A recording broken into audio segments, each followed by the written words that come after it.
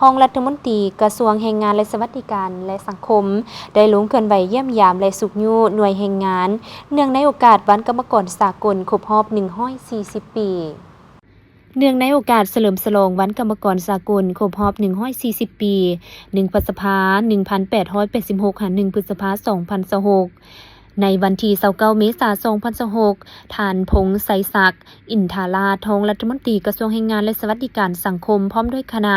ได้ลงเยี่ยมยามสุขยุบรรดาหัวหน่วยแรงงานภายในนครหลวงเวียงจันทน์เพื่อติดตามสภาพการออกแรงงานและการให้กำลังใจแก่กรรมกรลาวในการลงเคลื่อนไหวครั้งนี้ท่านรองรัฐมนตรีพร้อมคณะได้เข้าเยี่ยมยามส่งหัวหน่วยแรงงานที่สำคัญคือ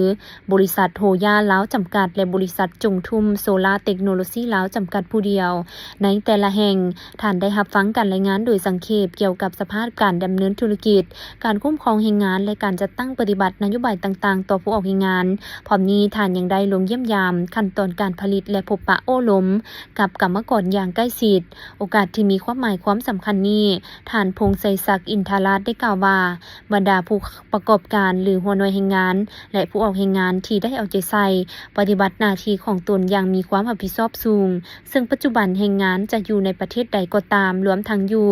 ประเทศลาวของพวกเรา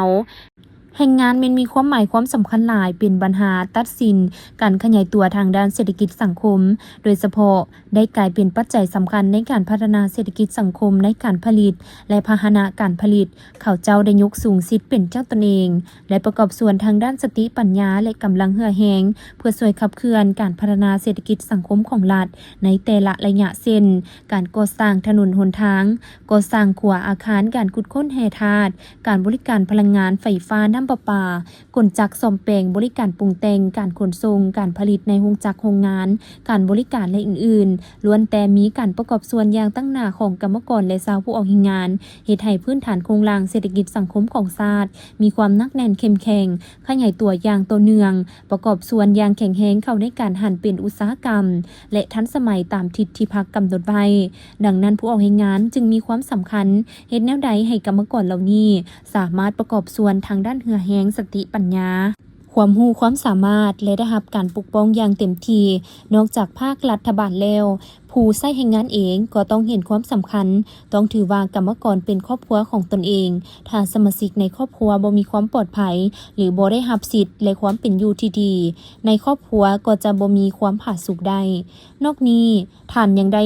มีคำเห็นเน้นหนักให้บรรดาผู้ประกอบการและผู้ออกแรงงานเอาใจใส่ปัญหาที่สำคัญเป็นต้นแม่น1การปกป้องสิทธิผลประโยชน์สวัสดิการด้านนโยบายให้ผู้ประกอบการปฏิบัติกฎหมายว่าด้วยแรงงานและระเบียบการประกันสังคมอย่างเข้มงวดค่าจ้างเงินเดือนสมเหตุสมผลเพื่อดึงดูดแรงงานเพื่อยกสูงคุณภาพชีวิตของแรงงานให้ดีขึ้น2ความปลอดภัยและสุขภาพแรงงานเน้นให้สร้างสภาพแวดล้อมในการเฮ็ดเวียกที่ดีมีความปลอดภัยทางด้านร่างกายและจิตใจ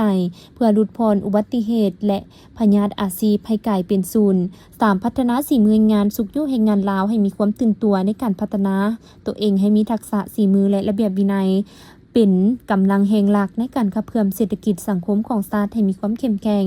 ท่านรองรัฐมนตรียังได้ย่องยอชมเชยบรรดาหัวหน่วยแรงงานที่ได้มีส่วนร่วมอย่างตั้งหน้าในการสร้างวิกฤตงานทำให้แรงงานลาวและประกอบส่วนเข้าในการพัฒนาประเทศชาติพร้อมทั้งส่งคำอวยพรไสอันประเสริฐมายังพี่น้องกรรมกรบรรดาเผ่า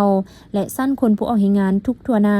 จงมีสุขภาพเข้มแข็งและประสบผลสำเร็จในหน้าที่เวียกงานของตน